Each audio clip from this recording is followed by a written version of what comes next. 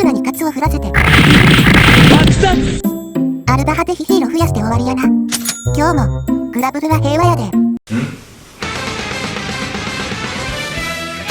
新武器、きた。しかも、すべての武器が異なるとき、進化を発揮する、いわゆるハイランダー武器が、闇にもついに来たで。これは早速、連戦やツイッター救援で掘らなあかん。行くぞ、英雄王。武器の貯蔵は十分か。いつも通りではあるけど、適当すぎ、細かいことはええねん。行くで。はい。というわけで、楽しい成果発表の時間やで。72回戦って、ほとんど3位以内やったから、結構ドロップしたんとちゃう？ドロップしすぎても低評価押さんといてな。ほな、安泰報告行くで。違うだろ！やりました！やったんですよ！必死に！その結果がこれなんですよ！ゴミの山や。お姉ちゃんはしょげてしまったので、続きは私が担当させていただきます。というより、ここからやっと本題なわけですが、支配の天秤編成、難しくないですか？そこで、今回は、各属性のガチ勢様に集まっていただいて、天秤編成の可能性を探っていこうと思います。ぜひ気になる属性だけでも見ていってください。ではまず、性能を見ていきますと、第1スキルは、浴びダメ上限アップ。現環境で恩恵を受けられるのは、コルル、ターナ、キャルちゃんでしょうか？やばいわよ！スキアラバネタを入れないと死んでしまう姉で、ごめんなさい。俺は、暗黒に帰れ！そして、本命のハイランダースキルはこちら。一応、ハイランダーの意味を復習しておきますと、こういう武器の被り禁止という縛りのことですね。デュエリストの視聴者には馴染み深い単語かと思います。そして、今までは後鎮渾身武器を並べるのが主流だったので、ハイランダーはなかなか厳しい縛りなわけですね。では、なぜ今、支配の天秤が騒がれているのかというと、一度、カイムがハイランダー編成で、土の環境を破壊した歴史的背景が関わってくるわけですね。ハイランダー編成ぶっ壊れと思っちゃいますよ。両者を比較すると分かりやすいのですが、発動条件は同じ。ダメージ上限上昇量も同じ。ただ、カイムは完全別枠 20% 後進なのに対して、天秤は EX 後進なんですね。さらにカイムには防御アップという、後進維持、脳死殴りに向いたバフがあります。そして、一番重要な違いとして、カイムはそもそも実質、11番目の武器枠なんですね。いやー、それは強いわけですよ。ハイランダー編成で落ちた分の火力を補強しつつ、上限や防御を底上げしてくれるわけですから、それに比べて、天秤は、装備の縛りが増えるだけなので、そもそも上限を叩くのが難しくなってしまうんですね。実際に調べてみた。比較の前提条件として、石は古戦場想定。キャラは予測できないので、普段使ってるメンバーでいきます。指輪はクラリスちゃん以外渾身です。比較の武器編成はこんな感じ。天秤ドロップしなかったので、ディア刀で代用しています。ディア刀は EX23% なので、高鎮量が天秤より多いですが、それは30万ダメージから始まる。減衰への緩和効果を考慮してです。そして、最後の補足として、週末は渾身と奥義上限、オメガは連撃と通常上限です。開幕数ターンで決まる試合の場合は、オメガは渾身推奨です。闇には4ターン TA 確定できる石がありますからね。それでは、前置きは以上です。比較に行ってみましょう。トライアルは防御値10ですので、ミストだけ入れると、ちょうど防御値15の防御加減と同じ条件になります。闇の主戦場の一つ、アーカーシャがちょうど防御値15ですね。あとは、最近は古戦場のボスの防御値も14が主流なので、それを想定しています。4ターン目まで、ダメージ観察のために静かにしてます。比較結果は、その後に発表しますね。ここで高めるか。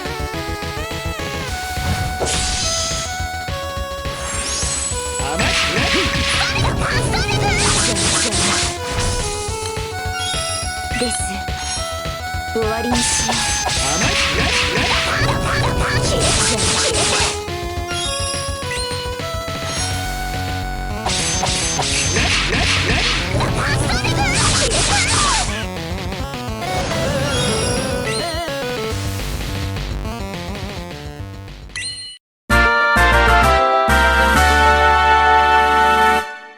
お待ちかね、結果発表です。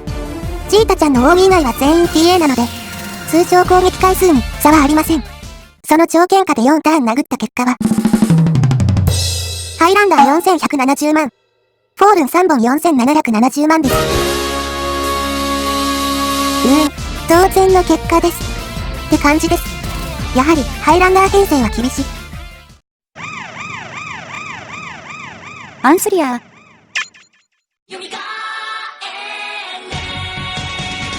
狙いすましたような全体バッファーの追加。闇の証言チャレンジはまだまだいけるで。お姉ちゃん、死んだはずじゃ。一度死んだくらいじゃ止まらへんのが昨今の闇かや。ほな、天秤編成の探求を続けるで。ドクターとアンスリアでストレングスバフを。途切れずかける編成や。ドクターは最大 45% ストレングス効果。アンスリアは 15% ストレングスと、さらなる別枠バフ、テンション効果がある。これを交互に使えば、ほぼずっと永久的に長面が。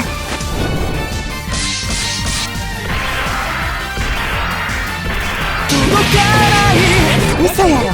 別枠 45% バフやぞ。クリティカル引かないと、やっぱり上限が厳しい。オメガ体験採用すれば、もうちょっとマシですけど。砕けるオメガ武器がないのと、そもそも天秤ドロップしなかったので、これ以上の検証は諦めかけましたが。まだ終わらんよ。イブさんのご協力により、闇天秤編成の動画をご提供できるようになりました。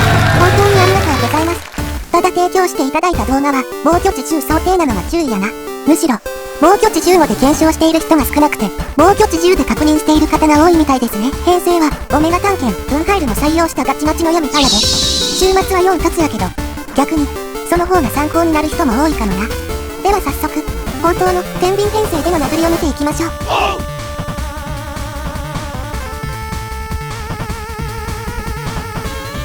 同じバフ条件やけど、条件で取るな。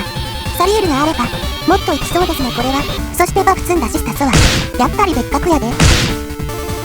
DA だけで400万いきそうですね。ウンハイルの分の後陣がないことや、週末ごとつの余地を考えると、通常殴りに関しては、さらなる可能性を感じるで。動画を提供してくれたイブさんに、改めて感謝です。ありがとうございます。闇の天秤編成については以上やけど、実は、天秤のハイランダースキルは全属性対応なんや。武器一つで環境変化しにいい。というわけで、各属性のハイランダー編成の適性を見ていきたいんやけど、うち一人やと、指輪や上限突破石に限界あるんよね。天秤も掘れてないですしね。いやこれはもう、動画作成厳しいやろ思ったたんやけど、ダメ元で、各属性のガチ勢様にお願いしましたら、幸運なことに、動画での引用をご許可いただきました。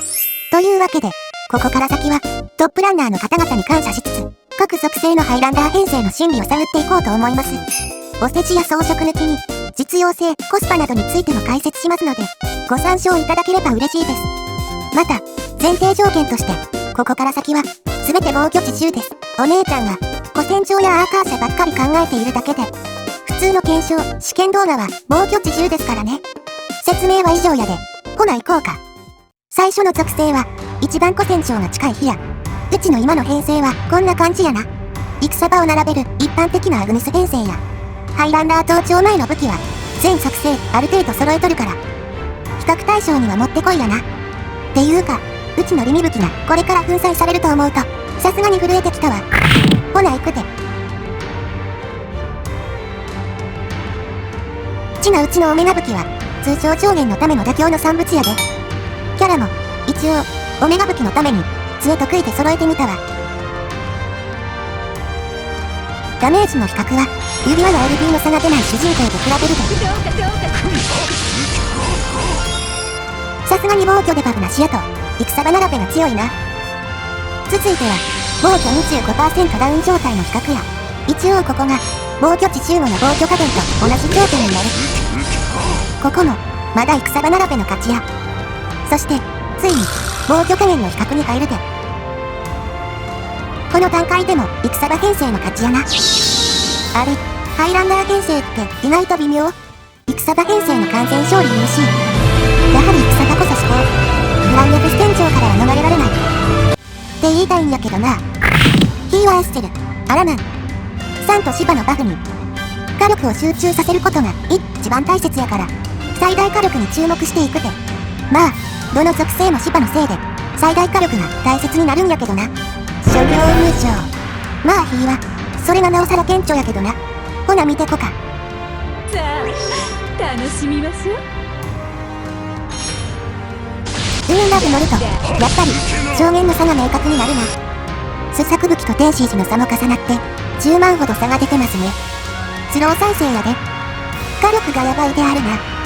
ここから繰り出される SL4 は、気持ちよさそうやで。そして一番すごいのは、そのコスパですね。リミ武器1本から繰り出される火力とは思えません。有利属性限定やろうけど、これは時代の流れ感じるな。火は、間違いなくハイランダー編成の準備しておいて、損はないでしょうね。火については以上や。彦船長が今から恐ろしいです。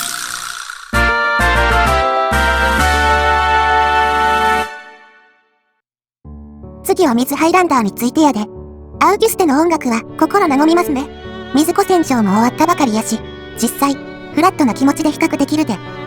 今回のうちの編成は、子船長でも大活躍やった、両面バルナ、クリティカル編成やな。武器選出の理由について話すと長くなるから、気になる人は子船長動画チェックしてみてな。週末が渾身に戻っているのに注意ですね。普段活を剣豪するときは渾身一択やからな。そして、水ハイランダー編成を組んでくださったコケさんの武器編成はこちら。天秤とエウロペツエが相違点ですね。差がわかりやすいように、武器の配置変えてみたで、追撃の枠数は、今回の検証に関係ないので、私たちも、オメガ武器の属性バフに頼ることにします。リリー王により、5% バフ値が高いからな。ハーゼ加入しているのさすが、という感じですね。普段は、サブメンバーにいることが多いので、こういう機会くらいメインで採用したかったとのことです。キャラ愛感じるなぁ。石編成はこちらですね。ハイランダーでは確定区に組めないので、いっそ活を採用するという選択のようです。またまた、石の差で悲しくなるで。ガブリエル PU700 連で引けなかった痛手が続いてますね。ただコケさんもバルナ引けていないための、苦肉の策でもある編成のようですので、イーブンということで何卒。さっきと同じように、デバフ 0%、25%、加減のチーンで見ていくで。クリティカル率の差で、殴りに大きな差が出ますね。逆に言えば、クリティカル出れば、ダメージに差はないな。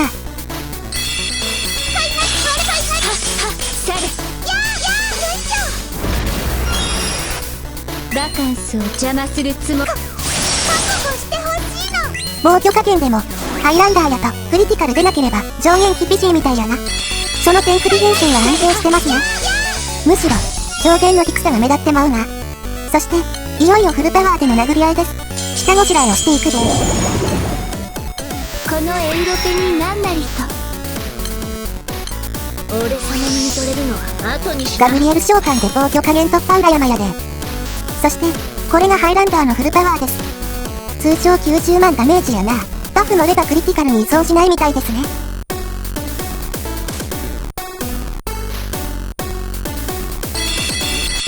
主人公のダメージ差が4万ほどやな。カリオストロの上限 15% アップがなければ、試合にすらならなかったですね。水木おっさんは追撃も付与してくれるから、おっさん採用した既存の編成の方が強そうやな。水木カリオストロ採用できるのは、既存の編成の強みですね。バルナ4凸や新武器で、ハイランダーもクリ編成組めるようになったら危ういけどな。ただ、コスパの面から見れば、リミ武器4本と6本なので、今から水に参入する気空士はハイランダーがお手軽かもしれません。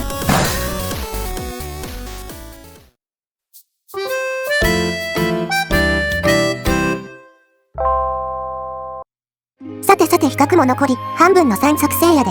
次は、風属性の比較をしていこか。ボーとブリースは、ザンクティンセルと並んで、故郷感ありますね。ボーとブリーツのことだけで、しばらく話せてしまうから、今回は一旦置いとこか。両者の装備はこんな感じ。風ハイランダー側は、天秤のシミュレーション装備となっておりますので、ご注意ください。うちの方は、ハイランダー編成に合わせて、テンプレマグナツエパ編成やで。石はうちが両面マグナで、ハイランダー側はゼピュグリムです。そして、当然のように、天使3凸、ジャッジメント5凸です。キャラはツエパやから、両方とも同じ人選やな。クオンの指輪が眩しいですね。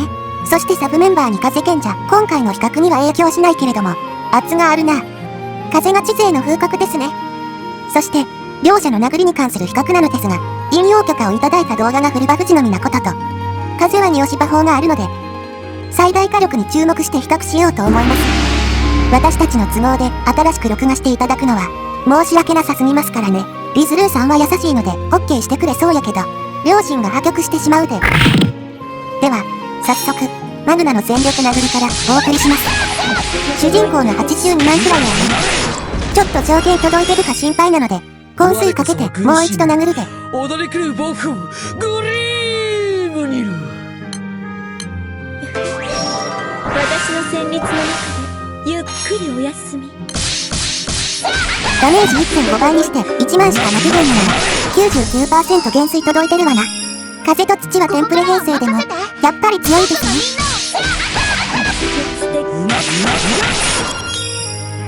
続いてはハイランダー側のフルバフ殴りやな。ハイランダー縛りでしっかり上限届くかどうかがポイントですね。いやグリムとか100万で取るけど完成にいらない心配でしたね。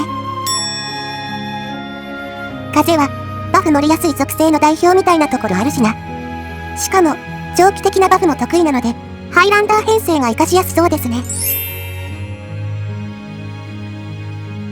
そして気になるお値段ですが、ハイランダー側はビミ武器3本、マグナ側は1本ですね。風ハイランダーはコスパで言えば少しハードル高いかもな。風の可能性を追い求めたい人におすすめすることになりそうです。まあ風主で遊ぶようだけにビミ武器3本とつっちゃうやつもおるみたいやけどな。コスパ考えてどうぞ。衝動的に遊ぶのも楽しいで。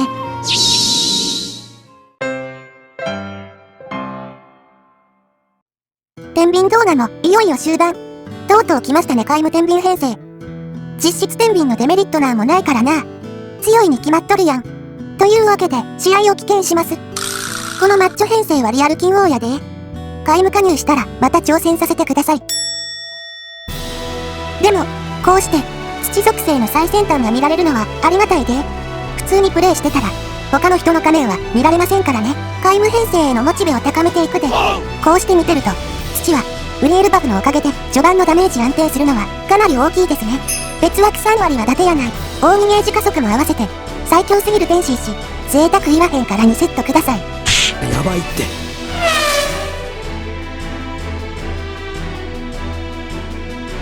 これが通常殴り100万の世界か。早く土ハイランダー組みたくなりますね。次の土子戦場では間違いなく活躍するやろうから、それまでには揃えへんとな。皆無編成はビミ武器2本とコスパの面でも優秀ですしね。自制心に自信ある気空士2機は天井分の石を貯めれば無課金で組める範囲やな。あ、うちには無理やで。知ってた。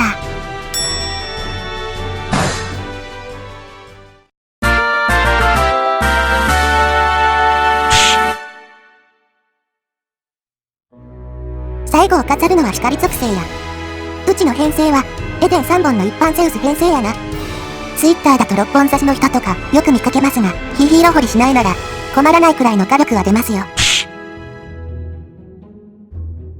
対する光ハイランダー編成は光の強武器大集合感。カードゲームでもハイランダー構築はそうなりがちですしね。新しく4突実装されたヘクトル弓の渾身大が効いてきそうやな。光の火力を支えるエデンの本数制限されるのは当然辛いところですからね。そして石はこんな感じやな。ここまで来るともはや古戦場開催まで天使一散突しない強い決意を感じますね。古戦場までにどうせまたガチャるからな。続いてキャラ紹介です。どっちも同じ選出キャラやな。上限を叩くためのソーン奥義バフ、上限を引き上げてくれるクビラ、そして純粋に殴り最強の団長であります。夏の生放送で話題になった水着スキンにしているところにキャラ愛感じますね。しっかりクオンの指輪も入っとるしな。光はドバフの人全力殴りの2種類で比べていくで。アスキンさんは光の使用状態ですので火力に別枠1割乗るのに注意です。ではもう一度スロー再生で比較やで。主人公はそうでもないですが他キャラの火力差が顕著ですね。うちのはクオンどころか渾身指輪もついとらんからな。しかし指輪の差をここまで明確に感じたのが初めてですね。光も指輪厳選せんとな。ただ指輪の影響を除ける主人公の火力で比べればやはりエデン編成に軍配が上がりますね。光度の差をもろともしない勝利やで。続いてはフルバフ森です。クビラのちょっとつ盲信は3回目やから定時枠11%加算やな。引用させていただいた動画に数値はなるべく合わせて更新です。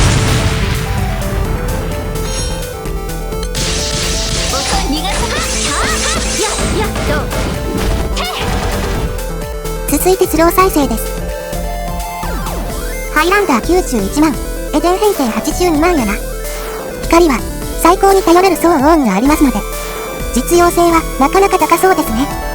ソーンは環境の証言不足で編成から外されつつあったから、これでまた復権するかもやな。コスパの面で考えても、普通のゼウス編成はエデンの要求量が多いのに対して、光ハイランダーはサティとエデンさえあればなんとかなりそうです。岩盤店員の今にも抜けそうな感じが哀愁漂っとるで。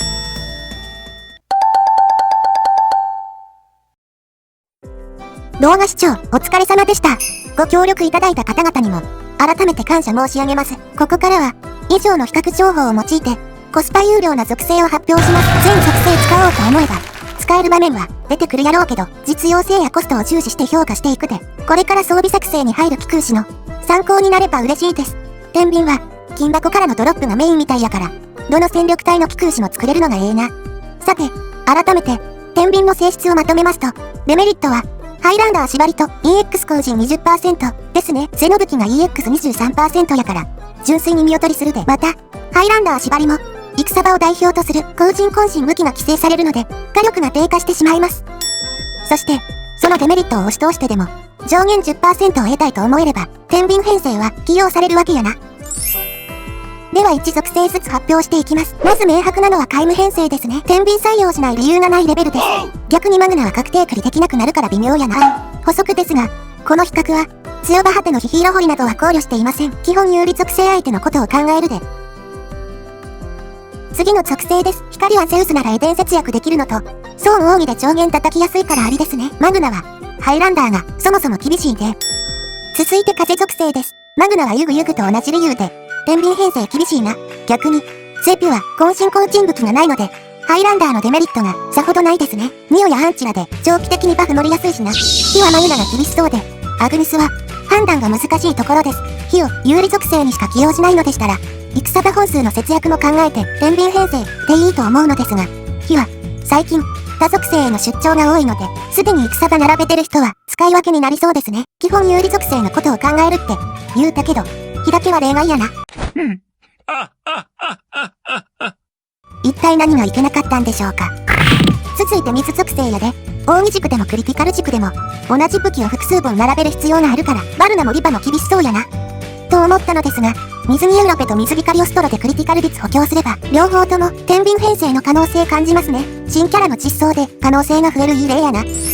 最後は闇属性についてですが、マグナは奥義軸、排水軸ともに厳しそうで、ハデスも微妙なところです。全体バッファーの不足により上限叩くの厳しいからな。では、なぜコスパいい側に入れたのかというと、ブルトガング以外は従来のハデス編成組むなら勝手に揃うからです。そして、これはどの属性にも言えることやけど、カミージオン凸や新リミ武器実装、リミキャラ採集でどんどん上限叩きやすい環境になっていくんよね。やから手間をかけずに従来の編成から移行できるハデスはコスパがいい側に入れたで、まとめは以上です。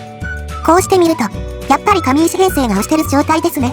ただ、グラブル上手い人が使えば、マグナ編成もやっぱり強いけどな。総評しますと、支配の天秤で、編成の幅は広がりましたね。情報発表された時は、ハイランダー編成最強になるかと危惧したけど、従来の編成と使い分けを楽しめそうで安心したわ。ただ、今後の強武器、強キャラの登場で上限叩きやすくなったら、と思うと、うかつにリミ武器複数本並べづらいですね。戦場天井周回しなくてよくなったのは助かるわ。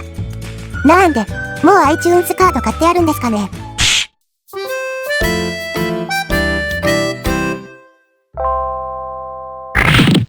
はい。1分余談コーナーやで。1分で終わるんですかね。さすがに動画長すぎるからな。うちも焦るで。まずは、何よりも余談まで見てくれてるあんたに感謝やな。そしてもちろん、当該国属性の引用許可をくださった6名にも深く感謝申し上げます。6名の TwitterURL は、動画説明欄にて紹介させていただきます。また、前回アップしたルシファー動画は、たくさんのコメントや共有ありがとうな、鋭い指摘や質問も多かったので、次回動画にて反映予定です。天秤が急に実装されて中断してもうたけど、ルシファー動画も制作中やからな。そして天秤編成やけど、もっと知りたいことや確認してほしいことがあったら、気軽にコメントでリクエストしてな。最近朝4時台なら Twitter 9円入れることに気づいたから、うち頑張るで。グラブルのためによちよきとか。強いられているんだっているんだっているんだ。ご視聴ありがとうございました。もし動画がお気に召しましたら、チャンネル登録や高評価いただけると嬉しいです。いただいた応援に応えられるような動画を作っていけるように頑張りますので。それでは、ぶしつけなお願い、失礼しました。またの動画でお会いできればと思います。